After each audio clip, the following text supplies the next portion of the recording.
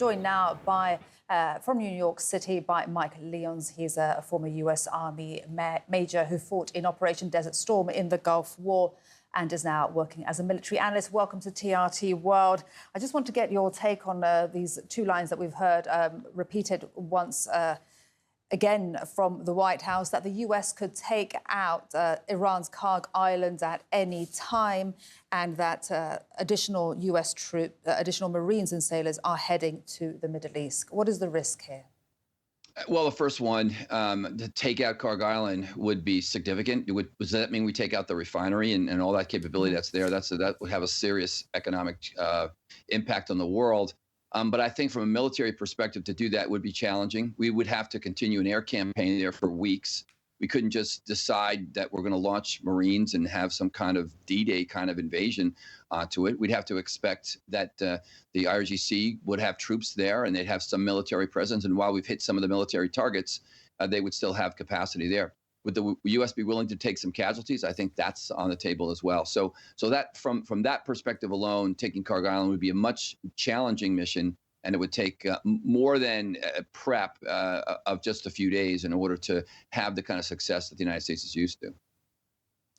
And Mike, when you hear this, we just heard also from our correspondent saying that it doesn't seem like the US has a plan right now. And yesterday, Donald Trump said we can take out this little island, as he referred to it, at any time. It does seem like it's just thinking, you know, on the fly. What is your sense? No question, this president speaks very rhetorically at times. And from a military perspective, trying to understand his intent sometimes can be challenging. I think he's looking to try to use this as a way to negotiate. He brings a business aspect to this job more than he does a politician's aspect. As you saw, he didn't necessarily see the need to gather allies before this operation. And so he, again, he just brings another view to how he wants to get things done. And he relies on the military and the strength of the U.S. to do it. You can argue whether the ends justify the means and whether the results will get to be what we want them to be. I personally think, though, that Iran has been a state sponsor of terror, and we all know that that's been the case for years.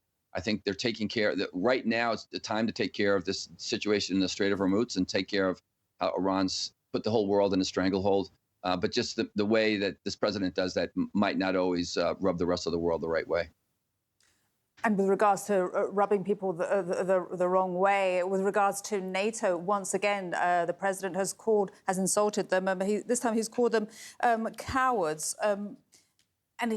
But he made a point, and he said that they don't want to help with what is a simple military maneuver to help open the Strait of Hormuz. Do you think it's a simple military maneuver? Not necessarily. I think it's a three-pronged campaign in order to ensure that it's open. I think you have to go after the real estate that's closest to the straits inside of Iran. We saw the United States bomb that a few days ago with 5,000-pound bombs.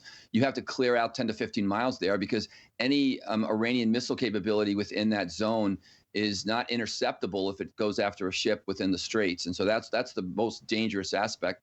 The second thing is the ballistic missile threat that always exists from the deep battle and making sure you have the air defense assets for that. And then the last one, threats coming from the maritime and from the sea and asymmetrical attacks that could take place there.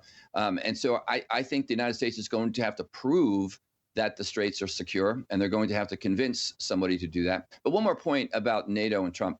You've got to speak the president's language as well. And he's looking for a deal. He's looking for saying, okay, Mr. President, you want us to help. This is what will, lower our tariffs, do something. There's ways to communicate to this president. And I just don't think the people of the world have recognized that yet. That would be my only sense of advice. Look, I know it's outside the boundaries in some ways, but I think that's the way you get things done with Donald Trump. Thank you, Mike. We'll leave it there. Mike Lyons speaking to us there from New York City.